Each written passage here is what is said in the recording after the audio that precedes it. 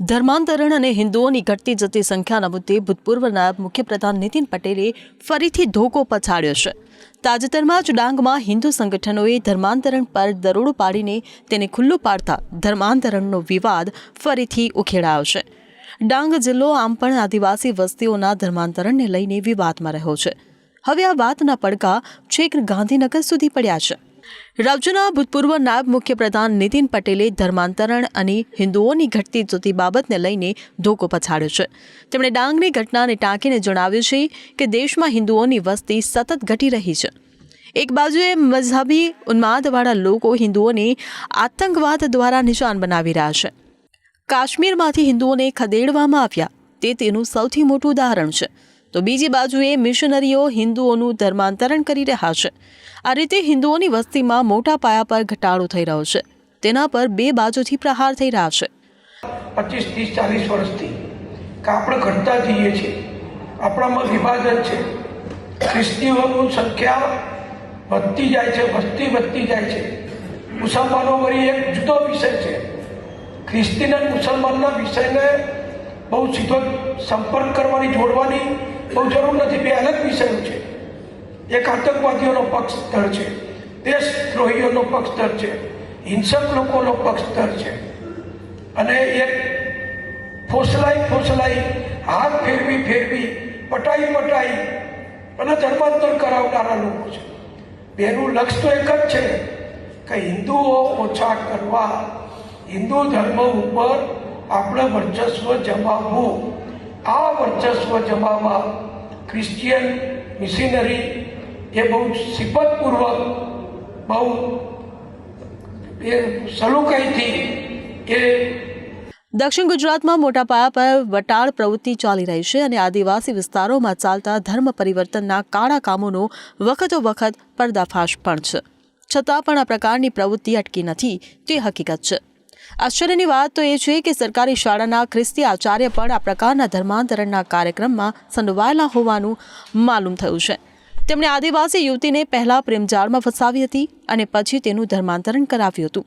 તેના દ્વારા પછી આખા આદિવાસી કુટુંબનું ધર્માંતરણ કરાવવાની ફરજ પડી હતી। આદિવાસી યુવતીને ક્લિનિક ચલાવતા પંકજ ચૌધરીએ પ્રેમજાળમાં ફસાવી હતી। તેનું 2 વર્ષ સુધી શારીરિક શોષણ કર્યું હતું અને પછી તેનું ધર્મ પરિવર્તન કરાવીને તેને હિન્દુમાંથી ખ્રિસ્તી બનાવી હતી। યુવતીએ હવે જો તેની સાથે લગ્ન કરવા હોય તો તેના આખા કુટુંબે ધર્મ પરિવર્તન કરવું પડશે તેવી શરત મૂકી હતી, જેનો યુવતીના કુટુંબે અસ્વીકાર કર્યો હતો। તેના પછી યુવતીઓ તેની સામે દુષ્કર્મની ફરિયાદ નોંધાવી હતી અને પોલીસે તેની ધરપકડ કરી હતી। હવે ધર્મ પરિવર્તનમાં સરકારી નોકરિયાત પણ સંડોવાયેલા હોવાનું બહાર આવતા સરકાર પણ ચોંકી ઉઠી છે। આગામી દિવસોમાં સરકારે પણ આ મુદ્દે નીતિગત પગલાં લેવાની ફરજ પડી શકે તેમ છે। ધર્મ પરિવર્તનનું કામ કરે છે। કપડાં આપે, ભણાવે, દવાખાનું કરે, નિશાળ કરે, હોસ્ટેલો કરે, અને પેલા લોકો એમની રીતે હિંસક રીતે એક જ વાત કરી એમનું કામ કરે છે। એટલે આ બે પરિબળો સામે લડવાનું છે, પણ બે પરિબળો સામે લડવાની સ્ટ્રેટેજી મારી દ્રષ્ટિઓ, હું બહુ મોટો કોઈ અભ્યાસ ચિંતક નથી, પણ સામાન્ય બુદ્ધિથી કહું છું કે બેની સામે લડવાની આપણી સ્ટ્રેટેજી જુદી હોઈ શકે। એકની સામે એના જેવું સેવાકીય કામ, એના જેવું શિક્ષણનું કામ, એના જેવું શાળાઓનું કામ એ કરીને આપણા લોકોને આપણામાં જાળવવાના છે। બીજાની જોડે તો બીજાની સામે આપણે વ્યક્તિગત નાગરિક તરીકે તો બહુ ના કરી શકીએ। એ સરકારનું કામ છે, સંરક્ષણ દળોનું કામ છે। અને અત્યારે આપણી ભાજપની સરકાર આવ્યા પછી દિલ્હીમાં બહુ બેખૂબી રીતે નીતિન પટેલે મહેસાણાના કડી તાલુકાના બુડાસણમાં પંડિત દીનદયાળ ઉપાધ્યાય સંકુલ ખાતે ઓમકાર સેવા મિશન ચેરિટેબલ ટ્રસ્ટની સાધારણ સભામાં હાજરી આપી હતી। તેમણે આ સભામાં ધર્માંતરણના મુદ્દે વાત કરી હતી। નીતિન પટેલ તેમના આખા બોલા સ્વભાવ માટે જાણીતા છે। તેમણે જણાવ્યું હતું કે આપણે લગભગ છેલ્લા 3 થી 4 દાયકાથી હિન્દુ તરીકે ઘટતા જઈએ છીએ। તેનું કારણ આપણામાં વિભાજન છે। આપણે અંદરો-અંદર જ વિભાજિત છીએ। તેમણે સ્પષ્ટપણે જણાવ્યું હતું કે હિન્દુઓની વસ્તી ઘટી રહી છે તો મુસ્લિમોની વસ્તી વધી રહી છે અને ખ્રિસ્તીઓની વસ્તી વધી રહી છે। આ બતાવે છે કે હિન્દુઓ અંદરો-અંદર અને ક્યાંક ને ક્યાંક વિભાજિત છે। તેનો ફાયદો બીજા લોકો ઉઠાવી રહ્યા છે. એક બાજુએ આતંકવાદીઓના પક્ષઘર હિંસક વૃત્તિના તરફેણ કરનારાઓ છે, જે બળથી ધર્માંતરણ કરે છે તેવા લોકો છે. આના કારણે જ કહેવત આવી છે કે મારીને મુસલમાન બનાવાયા.